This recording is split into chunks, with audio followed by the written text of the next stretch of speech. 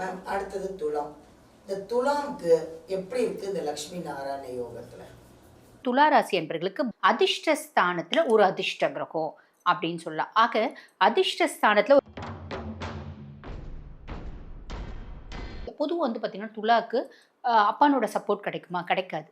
ஏன்னா வந்து சூரியன் நீச்சம் அடையக்கூடிய ராசி. அப்போ பொதுவா தொழில்ல ஒரு மேன்மை, முன்னேற்றம் அப்படின்றது சாலிடா கிடைக்கும். நாங்க பரீட்சைலாம் முடிச்சுட்டோங்க. இது வரைக்கும் எனக்கு வேலையே கிடைக்கல. வேலை நிமித்தமா இப்போ ஒரு கன்சர்ன்ல வேலை செய்றாங்க அப்படின்னா 10 பேரை வந்து ஆன்சைட் ஆப்பர்ச்சுனிட்டிக்கு செலக்ட் பண்றாங்க. அதுல ஒரு பேர் இவங்களுதாவும் இருக்கும்.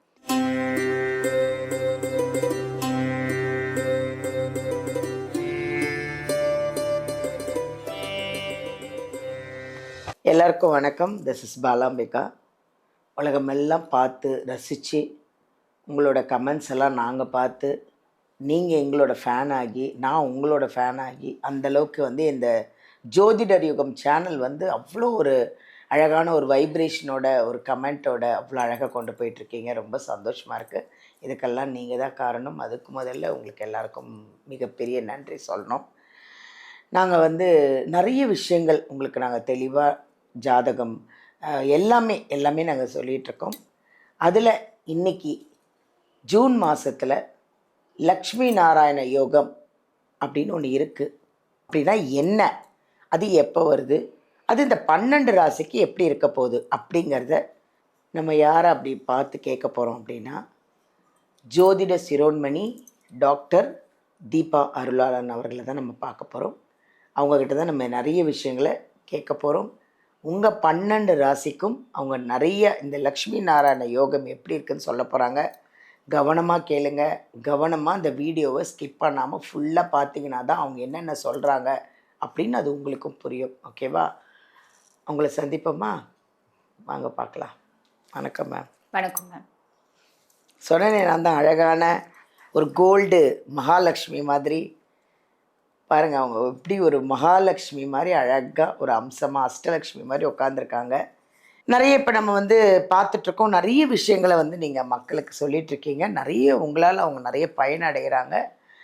இன்றைக்கி நம்ம வந்து லக்ஷ்மி நாராயண யோகம் அப்படின்னு ஒன்று இருக்குது அப்படின்னு எனக்கு தெரியும். கரெக்ட். பட் அது மக்களுக்கும் தெரியணும். அது எப்போ வருது, அதனால என்னென்ன பலன்கள் நம்ம 12 ராசிக்கும் நடக்க போகுது அப்படின்றது. பட் இது முதல்ல சொல்லுங்கள், இந்த லக்ஷ்மி நாராயண யோகம் எப்போ வருது? பொதுவாக வந்து பார்த்தீங்கன்னா மேடம், இந்த லக்ஷ்மி நாராயண யோகம் அப்படின்றது எப்படி சொல்லுவாங்க ஜோதிடத்தில் அப்படின்னா, ஜோதிடத்தில் நிறைய யோகங்கள் இருக்குது மேடம். அதில் ஒரு பிரதானமான யோகம் இந்த லக்ஷ்மி நாராயண யோகம். சுக்ரன் வந்து சாக்ஷாத் மகாலட்சுமியோட ஸ்வரூபம்.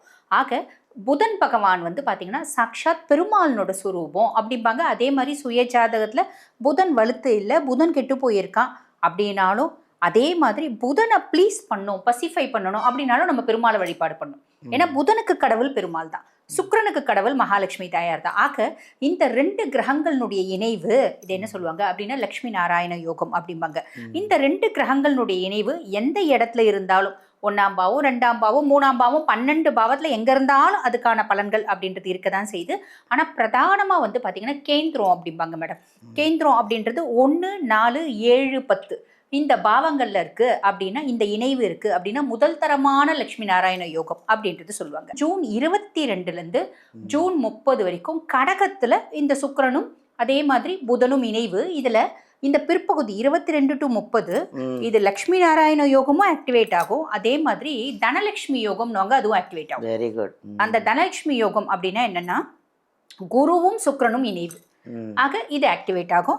இந்த 2 காலகட்டம் மக்கள் வந்து கொஞ்சம் முக்கியமான விஷயம் நம்ம வந்து அந்த பாவம் குறித்து சில விஷயங்கள் சொல்லுவோம் மேடம். அந்த விஷயத்தை அங்கே ஆக்டிவேட் பண்ணிக்கிறாங்க அப்படின்னு ஒரு ஷார்ட் பீரியட் ஆஃப் டைம்ல ஒரு பிக் லக் அப்படின்றது கிடைக்கிறதுக்கு வாய்ப்பு உண்டு மேடம். Very good. அதாவது லக்ஷ்மி நாராயண யோகம் அப்படின்னா என்ன அப்படிங்கிறத நீங்கள் அவ்வளோ விளக்கமாக அவ்வளோ அழகாக சொல்லியிருக்கீங்க. ஏன்னா நிறைய பேருக்கு புரியாது. எனக்கும் இப்போ தான் நானும் கேள்விப்படுறேன். பட் எல்லாருக்கும் தெரியும் நிறைய பேருக்கு. ஸோ இப்போ இதில் நம்ம வந்து 12 ராசி பார்க்க போகிறோம். மேம் அடுத்தது துலாம். இந்த துலாம்க்கு எப்படி இருக்குது இந்த லக்ஷ்மி நாராயண யோகத்தில்?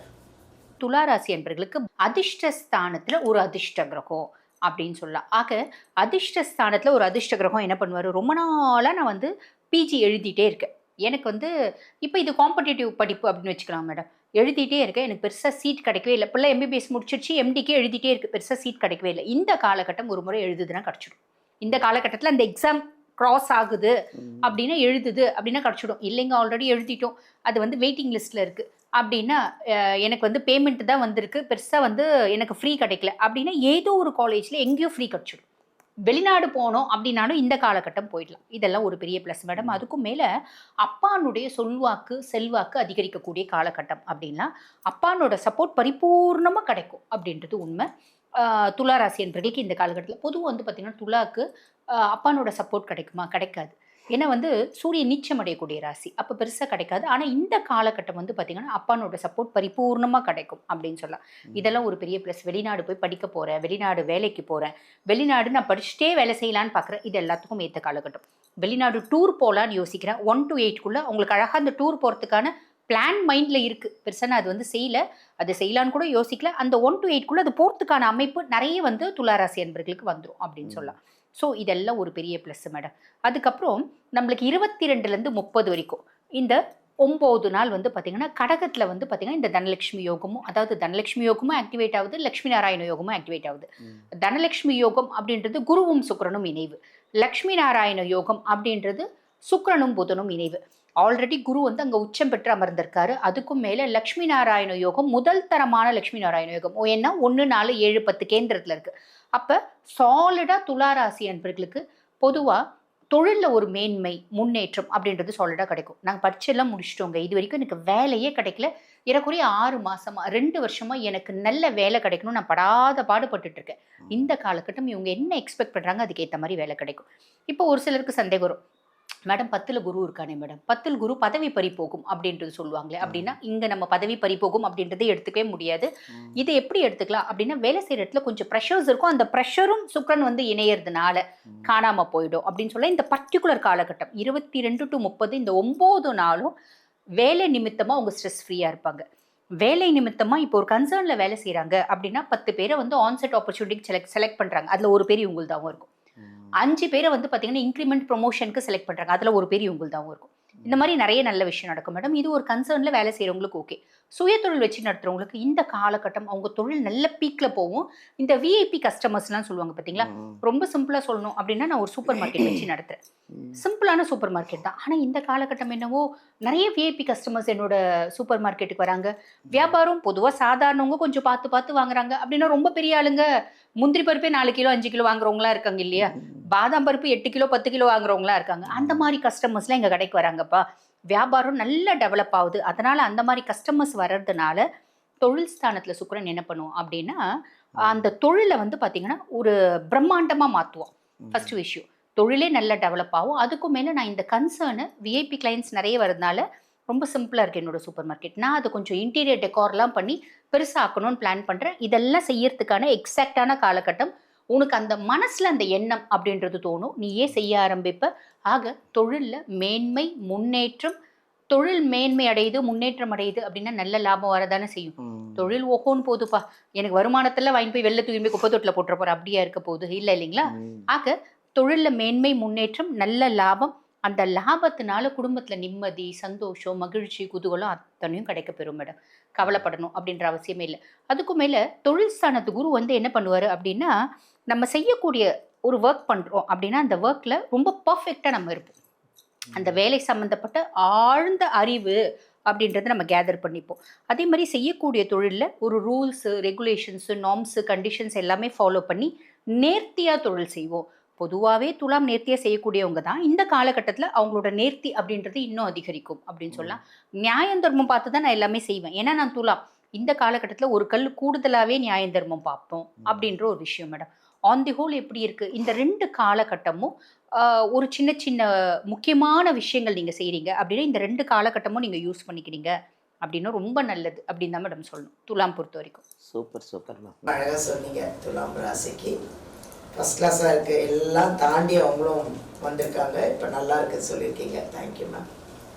நல்லா இருக்குது துலாம் ராசிக்கு, கவலைப்படாதீங்க, ஜம்முன்னு இருங்க, ஹாப்பியாக இருங்க, எதை பற்றி கவலைப்படாதீங்க. நிறைய ஆன்மீகம், நிறைய கோவிலுக்கு போங்க, நல்லா சாப்பிடுங்க, நல்லா தூங்குங்க. முதல்ல அதை பாருங்கள். உங்களுக்கு ஏதாவது வீடியோவில் டவுட்டு இருந்தது, ஜாதகத்தில் ஏதாவது டவுட் இருந்ததுன்னா நீங்கள் அழகாக அந்த ஜாதகத்தை எங்கள் மேம்க்கு வாட்ஸ்அப்பில் உங்களுக்கு அந்த கட்டம் அனுப்பிச்சு உங்களுக்கு என்ன டவுட்னாலும் கேட்டு கிளியர் பண்ணி சூப்பராக இருங்க.